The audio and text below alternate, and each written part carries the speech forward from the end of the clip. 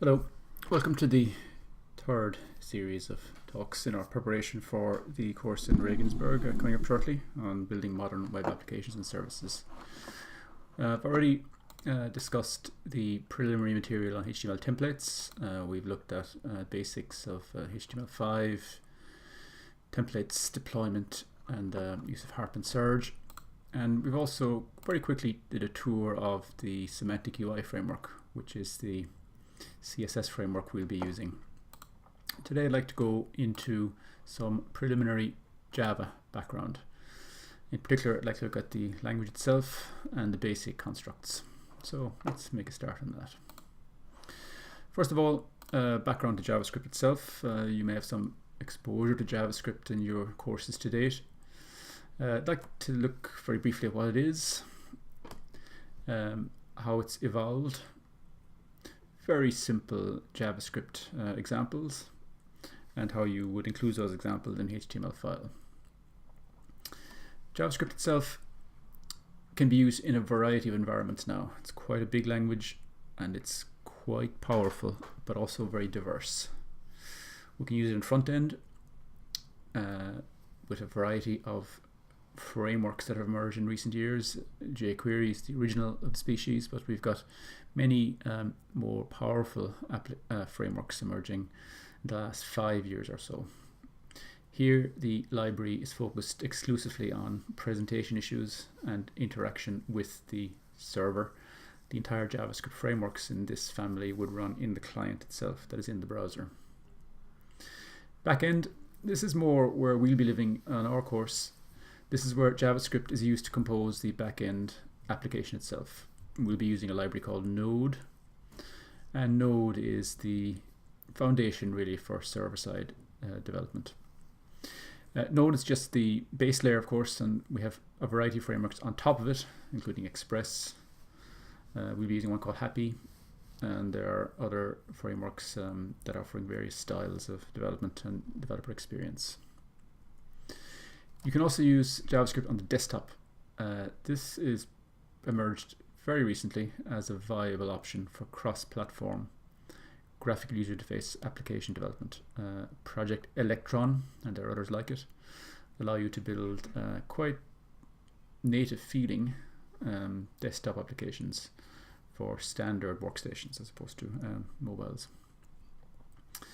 And it's even moving down into the Internet of Things, a variety of open source projects to bring JavaScript and JavaScript interpreters down to quite low cost devices. It's an unusual language, JavaScript, because its origins back in the mid-90s were quite modest, really. It was intended as a very small scripting language for a web browser at the time, Netscape, and was developed quite quickly. Developed over a period of weeks, in fact. Now, it did have very profound influences stretching back many years before that, but the language itself was assembled reasonably quickly. And you have a JavaScript browser, JavaScript interpreter right in every browser in the world. You can open up Chrome Developer Tools, bring up the console, and you can type JavaScript directly in here. Those JavaScript fragments will interact with the browser. They'll cause alerts to appear. And in general, you can type any valid JavaScript you like in here, and it will be interacting either with the browser or with the console itself here.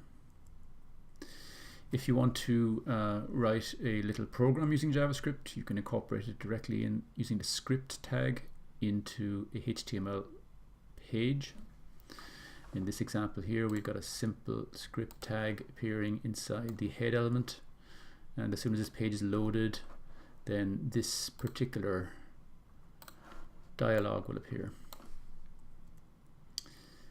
We can also include JavaScript files in the pages themselves via the script source link. So here we're doing exactly the same thing, except we're naming a file, and the file itself then contains the JavaScript fragment we wish to use.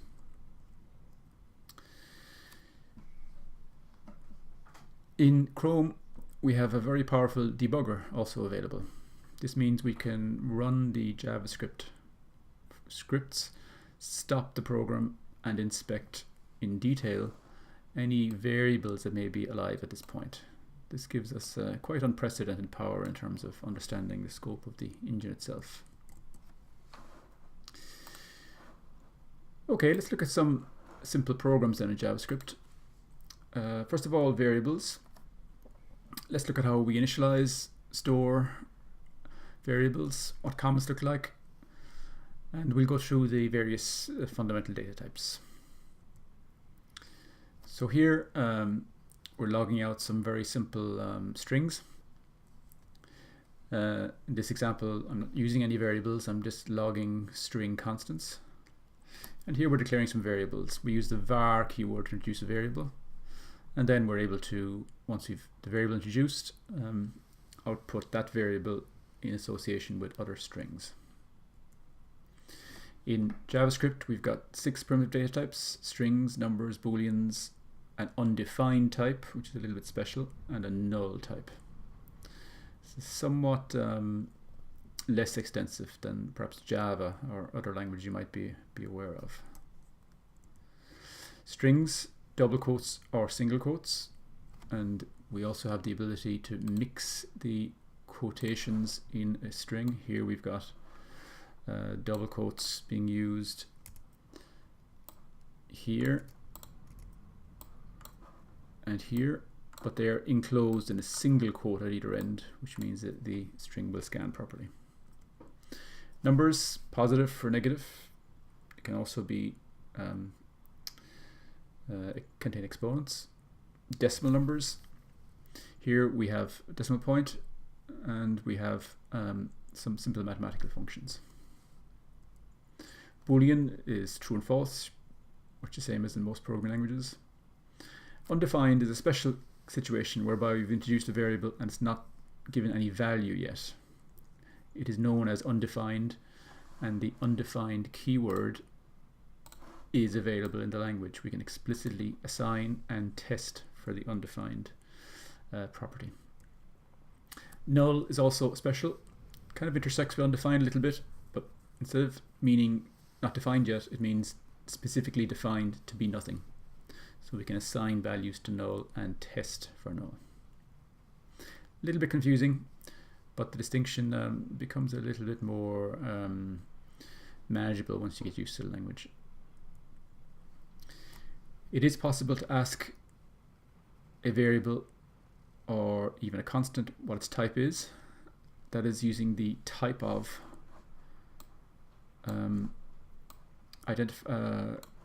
operator. This will give you back the type of the expression you've asked for. We can convert values to strings by using the toString method. If you use Java, you might recognize that pattern. And we can convert using various parse methods to turn strings into integers or floats. It's interesting that this will work in a variety of situations where you might not have expected it to scan. So for instance, if we look in here at this example, we seem to be providing with it with rubbish really, but the parseInt is going to stop at the decimal point and give you back the number. And you can see something similar is going on here with parseFloat, whereby it's going to stop here at the end of the 3 and give you back a value. If the value can't scan, you get NaN, which is not a number. NaN is a notable error feature in JavaScript. Here's some conversions using the number. Again, it's a little bit stricter now than the parseInt. So number will not recognize some of the values here that were recognized by the parse variant. Plus also converts to a string. So when we do +2, we get from string to an int. So it's a type coercion is taking place here. And that type coercion roughly follows the way Java works. Not exactly, but it's in the same general spirit. Okay, that's simple variables. Nothing too surprising there. Let's look at Boolean logic for a minute. Boolean expressions. again, essential for to encode any logic. We use them in if and else and switch and while loops and so on. We do have something a little bit unusual in JavaScript that you may not be entirely familiar with, which is variations on the sorry, got my thing has come down here.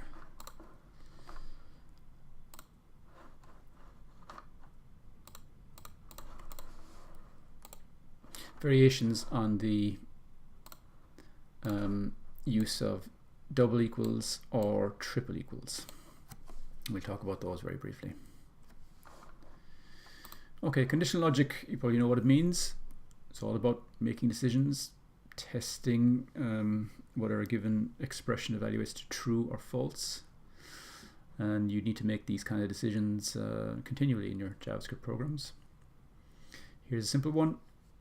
We're comparing to see, is the instructor variable equal to Brenda? It'll always be true because in this example we have set the variable to Brenda manually here.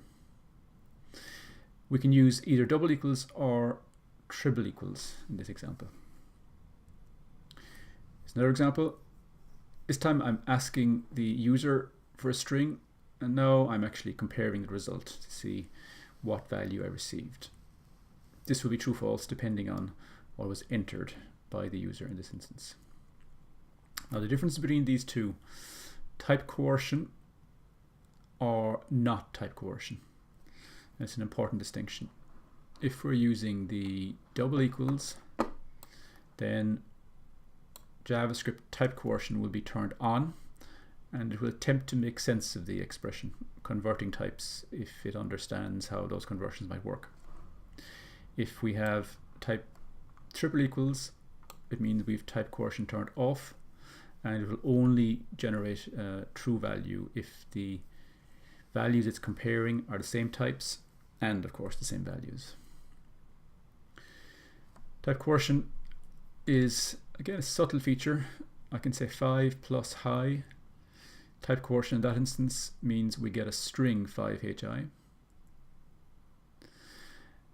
In this example, if we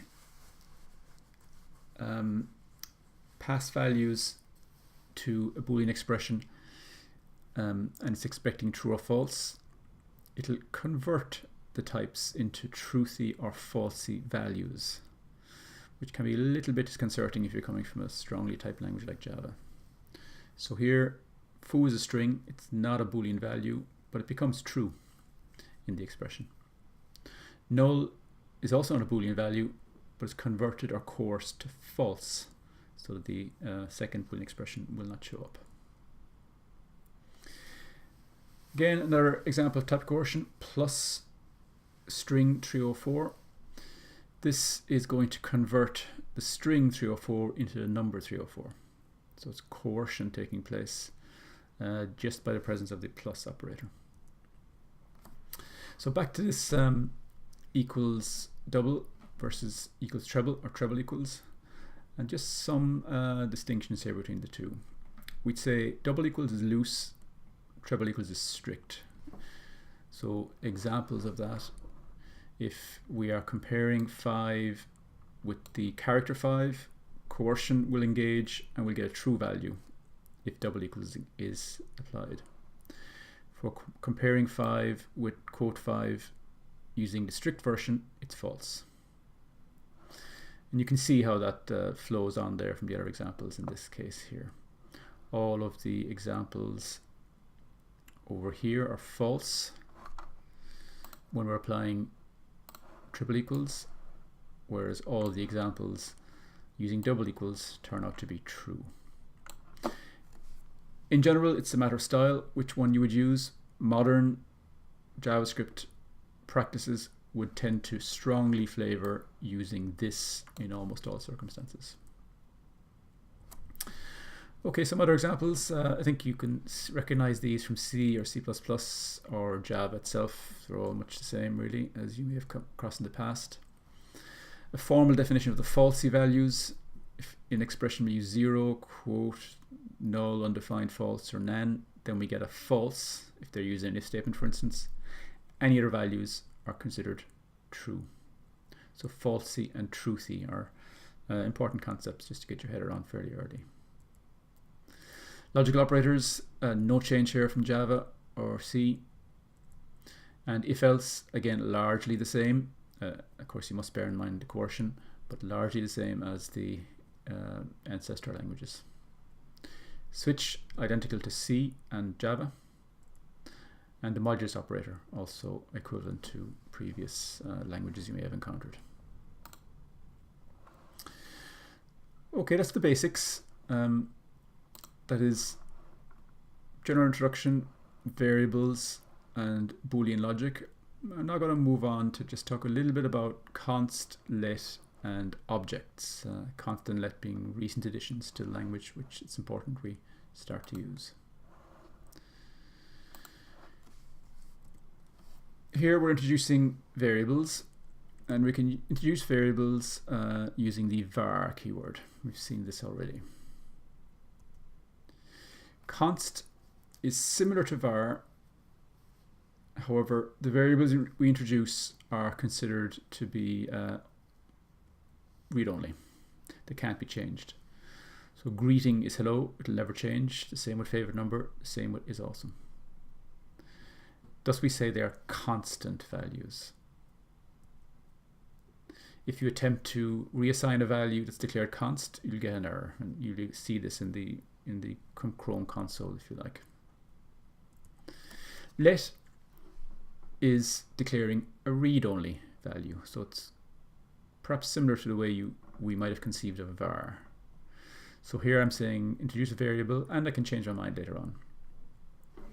Now again, modern JavaScript styles tend to emphasize the fact that we should always use const or let and avoid using var. And in fact, that's the practice we'll try to apply as soon as we get going. All three are available to us. There are other more subtle reasons for picking const and let to do with block scoping rules. We'll skip those for the moment, but we'll just accept the need for clearer documentation, really, suggesting we use const and let. Now the primitive data types we've discussed already: string, number, Boolean, undefined, and null. But there's also another important type called object data type. So primitives hold basic values like numbers and strings.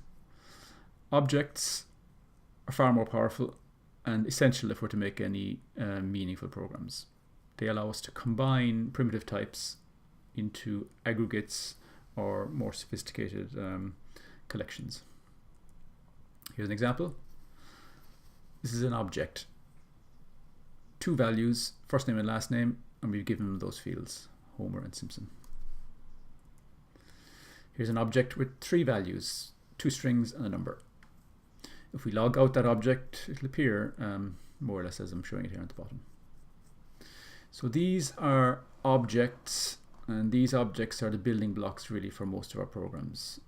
And the building blocks contain then the primitive values or other objects. Breaking it apart, name of the object on top, open bracket, three attributes or fields of the object, and then the specific fields have names and values. So we're seeing Homer has three fields with those values. You can look at those in the console, paste that in directly into Chrome, and you'll see those objects immediately. If you make a mistake with the syntax, Chrome will tell you, and if you get it right, then you should see it logging out there as we've seen. Here's another example. This one is a bit more complicated. We've got three fields, first name, last name, and age, and then we also have a method. This looks like a function, and the function can be invoked. So we can say marge.sayHello here to trigger a function call. So looking at this example again in more detail, name of the object, three fields. The fourth one is a function Sometimes we call that a method. And then we can call that method subsequently. We can access the fields as we please, and we can also invoke a method on the object itself. Here's a last example in this series. I'm declaring an object, I'm creating a method inside the object, and inside the method I'm accessing the object's fields. So here I am apparently able to access the first name field, which is here, using the this pointer. This then refers to the current object. In our case, it will be the object Ned. So Ned's value will be printed out, and we see Ned appearing down here. Okay, that's some of the basics. You will find it reasonably easy to pick up JavaScript, I think. We'll largely be using a subset of the language, and what I'm touring through here is the subset we'll be using. It's a large language with many subtleties, but we'll try to restrict ourselves to those features that we need. Okay, so the slides I've looked at in these talks are these four here. I'm going to come back now in a few moments and we'll look at arrays in a little bit more detail. So see you shortly.